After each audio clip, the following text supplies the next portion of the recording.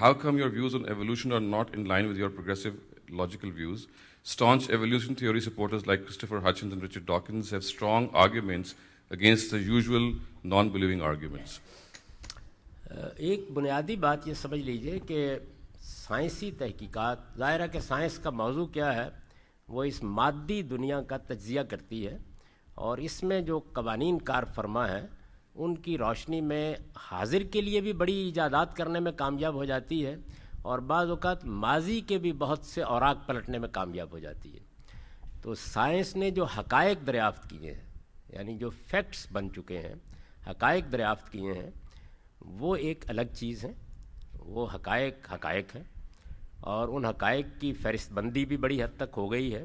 Fossils کے جو record ہیں وہ بھی بڑی حد تک اب مرتب ہو گئے ہیں۔ کوئی بھی نئی چیز کسی وقت دریافت ہوتی ہے تو ان ریکارڈ میں ایک اضافہ بن جاتی ہے۔ ایک چیز یہ ہے۔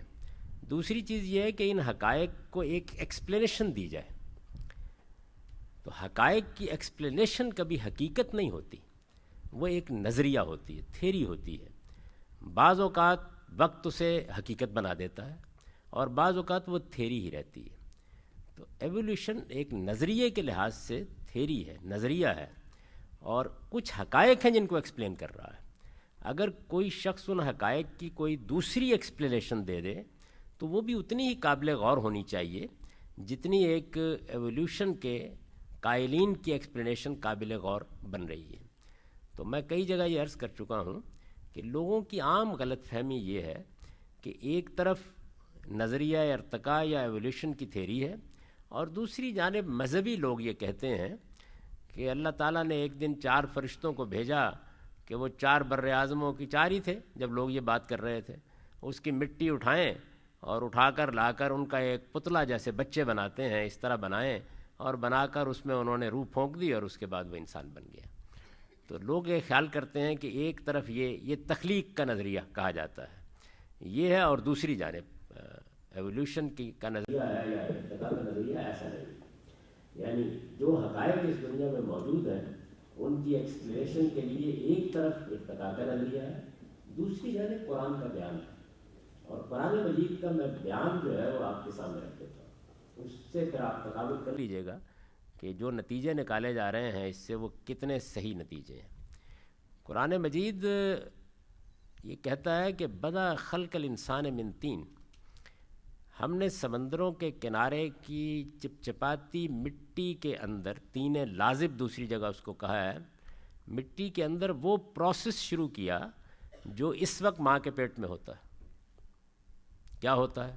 یعنی آپ اس زمین کی چیزیں کھاتے، ان کے اندر سے کیلشیم، کاربن، ہائیڈروجن، فلاں اور فلاں، ان سب کا افشردہ تیار ہوتا ہے، اور پھر آپ کے اندر ایک فیکٹری لگی ہوئی ہے، وہ ہماری آنکھوں کے سامنے اس افشردہ کے اندر سے جس طرح خون کشید کر لیتی ہے، بالکل اسی طریقے سے ایک قطرہ آب اور ایک بیضہ کشید کر لیتی ہے، اور ان کے ملاپ سے پھر 9-10 مہینے کے اندر انسان کے بننے کا عمل مکمل ہو جاتا ہے۔ یہ اب 9 مہینے کے اندر کم و بیش مکمل ہوتا ہے۔ تو قرآن مجید یہ کہتا ہے کہ بالکل اسی عمل کو ہم نے مٹی کے اندر، کیچڑ کے اندر، اسی زمین پر شروع کیا۔ بدا خلق الانسان، بنانے دیا، شروع کیا اس عمل کو، بدا خلق الانسان من طین۔ دوسرے مقامات سے یہ معلوم ہوتا ہے کہ یہ جو عمل ہے اس کے نتیجے میں جس طرح اب آپ اللہ تعالیٰ نے اسی تخلیقی عمل کو، آپ نے دیکھا سائنسدانوں نے کیا کہ ایک زمانے میں کمپیوٹر اس کمرے سے بھی بڑی جگہ پر ہوتا تھا، تو پہلے چیز اس طرح وجود میں آتی ہے، پھر کانڈنس ہونا شروع ہوتی ہے، اب وہ گھڑی کی سوئی میں آ گیا ہے۔ تو یہی عمل کم و بیش یہاں بھی ہوا ہے۔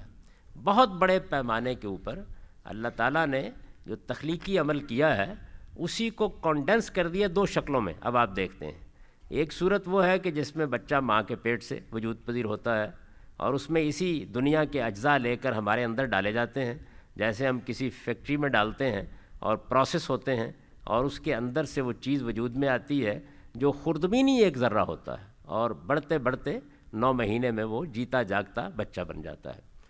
ایک دوسرا پروسیس بھی آپ کی آنکھوں کے سامنے ہوتا ہے، اس میں یہ عمل ایسے جانوروں میں ہوتا ہے جہاں وہ ایگ کی شکل اختیار کر لیتا ہے، اور پھر وہ ایگ باہر آ جاتا ہے، اور پھر اس کو ایک پروسیس سے گزارا جاتا ہے تو وہ پھٹتا ہے اور اس کے اندر سے بچے نمودار ہو جاتے ہیں. جن لوگوں نے کبھی مرغیوں کے چوزے نکلتے دیکھے ہیں وہ یہ جانتے ہیں کہ یہ کیسے ہوتا ہے. تو یہ جو دوسرا طریقہ ہے بین ہی یہ زمین کے پیٹ میں قرآن مجید سے معلوم ہوتا ہے کہ اختیار کیا گیا. چنانچہ وہ بیان کرتا ہے کہ چپچپاتی مٹی میں یہ عمل شروع ہوا, اس کے بعد اس میں کتنا عرصہ لگا, یعنی اب اگر 9 مہینے لگتے ہیں تو ہو سکتا ہے کہ اس وقت ہزاروں سال لگے ہوں, سینکڑوں سال لگے ہوں یا کئی سال لگے ہوں. تو اس کے نتیجے میں وہ ایک ایگ کی شکل اختیار کر گئی, کل سلسال کل فخار, بالکل جسے انڈے کا اوپر کا قشر ہوتا ہے اس طرح وہ سوکھ گئی, اور پھر اس کے بعد انسان کے نمودار ہونے کا عمل شروع ہوا. لیکن یہ انسان نہیں تھا, یہ اس کا حیوانی وجود تھا. انسان کے اس حیوانی وجود میں اللہ تعالیٰ کہتے ہیں کہ دوسرے مرحلے میں ہو سکتا ہے کہ اس طریقے سے اس کی پیدائش کی کچھ نسلیں ہوئی ہوں. دوسرے مرحلے میں ہم نے اس کے اندر یہ صلاحیت پیدا کر دی, ثم جعل نسلہ من سلالۃ من ماء مہین, کہ وہ اپنی نسل کو اس قطرہ آب سے, اس پانی کے قطرے سے خود پیدا کرے. یہ دوسرا مرحلہ ہے. ابھی بھی وہ انسان نہیں بنا, وہ ایک حیوانی وجود ہے. اس حیوانی وجود کے بارے میں کہتے ہیں ثم سواہ, پھر ایک لمبے عرصے تک ہم نے اس کو بنانے, سنوارنے اور پرفیکٹ کرنے کا کام کیا, تسویہ کیا اس کا. جب وہ ان سارے مراحل سے گزر گیا تو پھر ظاہر ہے کہ ہو سکتا ہے وہ سینکڑوں ہوں, ہو سکتا ہے ہزاروں ہوں, ان کے اندر سے 2 کا انتخاب کر کے فنفخنا فیہ من روحی, اس کے اندر اللہ تعالیٰ کہتا ہے میں نے اپنی پھونک پھونکی اور وہ انسانیت اس کو دی, جس کے نتیجے میں وہ سوچنے سمجھنے والا ایک فلسفی اور حکیم بن کے کھڑا ہو گیا. یہ پروسیس ہے جو قرآن نے بیان کیا ہے. یعنی اس میں بھی مختلف مراحل گزرے ہیں. اس میں بھی انسان کے حیوانی وجود کا ایک مرحلہ بھی آیا ہے. اس میں حیوانی وجود کا مرحلہ پھر 2 مرحلوں سے گزرا ہے. اس کے بعد جا کے انسانی شخصیت انسان کو دی گئی ہے.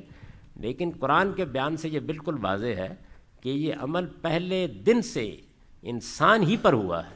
حیوانی وجود بھی انسانی کا تھا. یہ نہیں ہے کہ وہ کسی ایک جرثومے سے ترقی کرتے کرتے چمپینزی تک پہنچا اور پھر انسان میں ڈل گیا. یہ فرق ہے دونوں نظریوں میں. اب دونوں کو آپ تول کے دیکھ لیجئے کون سا نظریہ علم عقل کی میزان پر پورا اترتا ہے. اس وقت جب تو فیکٹس سامنے آئے ہیں اس میں سے ایک ایک چیز اس نظریے کے بالکل مطابق ہے, کوئی اس کے خلاف نہیں ہے.